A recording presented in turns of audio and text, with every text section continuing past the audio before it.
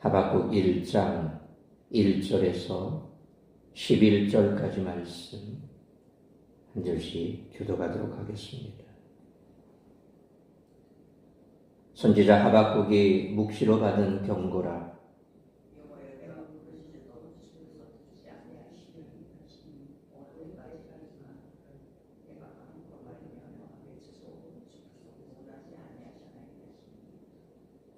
어찌하여 내게 죄악을 보게 하시며 패역을 눈으로 보게 하시나이까?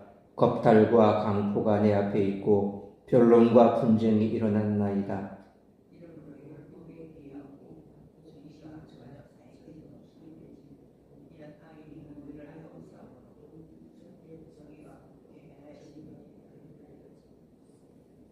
여호와께서 이르시되 너희는 여러 나라를 보고 또 보고 놀라고 또 놀랄지어다. 너희의 생존에 내가 한 가지 일을 행할 것이라.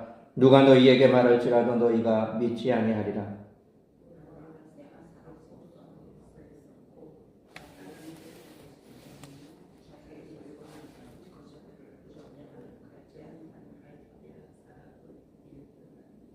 그들은 두렵고 무서우며 당당함과 위엄이 자기들에게서 나오며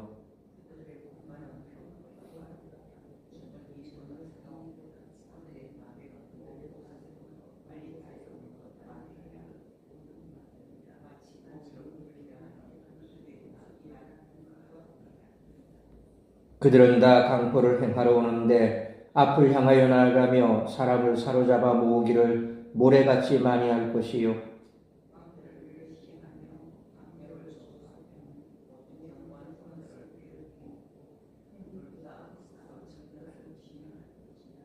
11절 같이 읽습니다.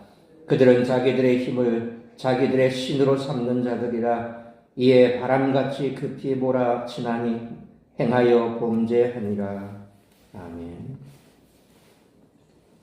오늘부터 함께 살펴볼 하박국서는 저자의 이름 외에 다른 구체적인 정보를 담고 있지 않습니다.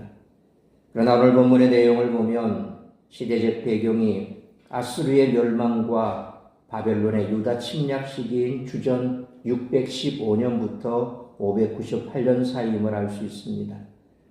내용에 있어서 하박국서는 다른 선지서와 비교했을 때 독특한 장르로 구성된 것이 특징입니다. 일반적으로 선지서의 서두는 시작 공식에 이어서 명령형 동사 또는 사건의 배경 정보로 시작합니다. 그런데 하박국 1장부터 2장은 하나님께 질문과 단식을 하고 하나님이 답변해 주시는 방식으로 전개됩니다. 3장은 기도 속에 환상으로 임재하시는 하나님을 묘사하고 있으며 마지막 단락은 영광의 찬송으로 마무리됩니다. 하박국의 중심 메시지는 하박국의 단식과 질문 속에서 발견할 수 있습니다. 과연 악이 가득한 세상 속에서 하나님의 공의가 시행되고 있다고 말할 수 있는가 하는 것입니다. 사실 전지전능하고 자비로운 신과 악의 존재가 서로 공존함으로써 나타나는 문제를 설명하는 데 사용되는 신학적인 개념인 신정론은 불의가 가득한 세상을 살아가는 신실한 백성이 이해하기 어려운 문제입니다. 이에 대해 하나님은 불의한 세상 속에도 여전히 하나님의 통치가 시행되고 있음을 선포하십니다. 하나님의 이 땅에 강림하시고 심판하실 것입니다. 이 진리를 깨달은 하박국 선지자는 온 세상을 향해 의인은 그의 믿음으로 말미암아 살리라고 선포할 수 있었던 것입니다. 그러므로 오직 믿음으로 살아가는 우리 모두가 되시기를 축원합니다. 여러분들은 어떤 날을 기다리십니까? 우리는 눈을 들어 마지막 날을 바라봐야 합니다. 우리가 맞이하게 될 마지막 날은 바로 심판의 날입니다. 따라서 마지막 심판 날에 대한 오늘 본문의 말씀을 통해 우리들이 깨달아야 할 것은 첫째로 1절로 4절 말씀처럼 하나님은 죄악으로 가득한 세상을 엄중히 심판하신다는 것입니다. 하나님의 심판이 반드시 있다는 사실을 분명히 짚고 넘어가야 합니다. 그러나 4절 말씀처럼 이 세상에 악이 활개를 치고 그로 인해 세상이 악으로 가득 채워지는 모습을 바라보고 있노라면 하나님이 전혀 일하고 계시지 않다고 생각이 듭니다. 마치 2절로 3절 말씀처럼 하나님이 귀가 들리지 않으시는 것처럼 세상에 무관사냥하시며 아무 일도 하지 않으시고 이 땅에서 일어나는 일들을 방관하고 계신 것만 같은 때가 있습니다. 그러므로 하박국 선지자처럼 아무리 목이 터지도록 외쳐도 하나님은 침묵으로만 일관하신 것 같지만 하나님은 이 세상을 다 보고 계시므로 공의로우신 하나님께서 때가 되면 이 세상의 모든 악을 반드시 심판하실 것을 믿고 오직 믿음으로 살아가는 우리 모두가 되시기를 축원합니다. 두 번째로 5절로 6절 말씀처럼 예수님 재림하시는 날이 마지막 심판의 날이라는 것입니다. 하나님이 이 세상의 모든 악을 심판하시는 날은 언제일까요? 우리는 그 날이 언제인지 알 수 없습니다. 하지만 분명한 것은 그 날이 속히 임하리라는 것입니다. 하나님의 6절 말씀처럼 유다 백성과 같은 이 세상을 바라보시며 이미 사납고 성급한 갈대아 사람을 일으키셨습니다. 예수님은 2000년 전에 이 땅에 오셨습니다. 그리고 다시 이 땅에 오실 것을 약속하셨습니다. 정녕 그분은 이 땅에 다시 오실 것입니다. 그리고 그날이 마지막 심판의 날입니다. 그날은 오늘일 수도 있고 내일일 수도 있습니다. 그러므로 예수님 재림하시는 날이 마지막 심판의 날이므로 임박한 하나님의 심판 앞에서 늘 깨어 있어야 할 뿐만 아니라 이 사실을 모르는 수많은 사람에게 이 사실을 알리는 파수꾼의 사명을 잘 감당하는 우리 모두가 되시기를 축원합니다. 세 번째로 7절로 11절 말씀처럼 오직 예수 그리스도를 믿음으로만 심판을 피할 수 있다는 것입니다. 예수님이 재림하시는 그날에 행해질 하나님의 심판은 무시무시할 것입니다. 8절 말씀처럼 표범보다 빠르게 다가와 독수리처럼 악인들을 낚아채 지옥으로 던져버릴 하나님의 심판을 바라보십시오. 그날에는 9절로 10절 말씀처럼 그들이 쌓은 모든 것들이 다 무너질 것이며 모래같이 많은 사람이 하나님의 심판을 받아 영원한 형벌을 받게 될 것입니다. 그 누구도 하나님의 심판을 피할 수 없습니다. 그러나 하나님은 이미 우리에게 그 심판을 피할 수 있는 길을 열어주셨습니다. 그 길이 유일무이한 구원의 길이요 그 길이 바로 진리와 생명이신 예수 그리스도십니다.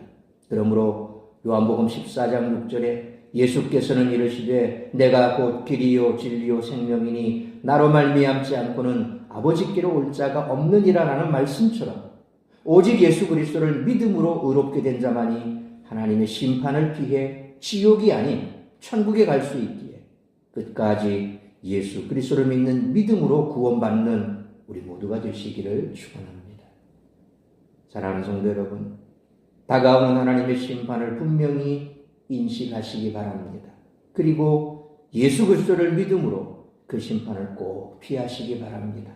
뿐만 아니라 이것을 모르는 수많은 사람에게 이 사실을 꼭 전하셔서 한 생명이라도 지옥에서 천국으로 인도할 수 있는 우리 모두가 되시기를 주님의 이름으로 축원합니다. 기도하겠습니다. 거룩하신 아버지 하나님, 은혜와 사랑을 감사합니다. 오늘도 우리가 말씀으로 예배로 이 하루를 시작하며 거룩하고 복된 주일 우리에게 허락하심에 감사와 영광과 찬송을 올려드립니다. 우리는 예수 그리스도를 믿어 구원받고 이처럼 하나님 앞에 예배하는 하나님의 자녀여 백성이 된 곳에 기뻐하며 살아갑니다. 그러나 중요한 것은 이 땅에 죽어가는 수많은 사람이 있다는 것입니다. 저들은 마지막이 심판의 날임을 알지 못합니다. 또한 이 땅을 떠나 결국 영원한 형벌에 들어가야 한다는 사실 또한 그들은 인식하지도 못하고 살아가고 있습니다. 그저 매일매일 자신이 원하는 쾌락만을 쫓아 살아가는 사람들, 그러나 언젠가는 그 끝이 있습니다. 모든 사람은 시작이 있고 끝이 있고 또한 이 역사도 시작이 있고 끝이 있게 하나님께서는 우리에게 말씀하셨습니다. 그 끝날이 바로 심판날입니다. 그러므로 우리가 이 심판을 피했다고 해서 모든 것이 끝나는 것이 아니라 우리를 먼저 구원하시면 분명한 구원의 목적이 있습니다. 하나님께서는 전도의 미련한 방법을 통하여 우리가 그 구원의 대열에 합류하여 죽어가는 영혼들에게 영생의 복음, 구원의 복음, 예수 그리스도를 전하라고 우리를 먼저 구원하신 줄 믿습니다.